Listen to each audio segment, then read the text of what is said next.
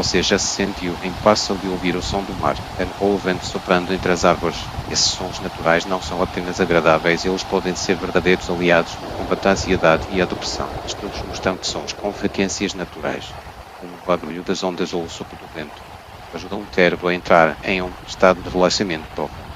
Essas frequências, literalmente abaixo de 1000 Hz, estimulam a produção de ondas cerebrais alfa e teta associadas à calma, ao foco e à meditação. Quando ouvimos esses sons, o corpo produz naturalmente os níveis de cortisol, o hormônio do stress. Ao mesmo tempo, a respiração desacelera, os batimentos cardíacos se estabilizam e a mente encontra descanso.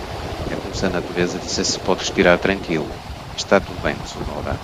Muitas práticas de meditação e relaxamento são gravadas com sons do mar, do vento, da chuva. E não é por acaso essas frequências conversam direto com o nosso sistema nervoso, ajudando a regular emoções, melhorar o sono e aliviar sintomas de depressão leve. Você não precisa estar na praia para se beneficiar. Hoje, com fones de ouvido e uma boa gravação, você pode se reconectar com a natureza onde estiver. Basta fechar os olhos e deixar o som fazer o resto. O som da natureza é mais do que beleza, é equilíbrio, cura e presença. Experimente.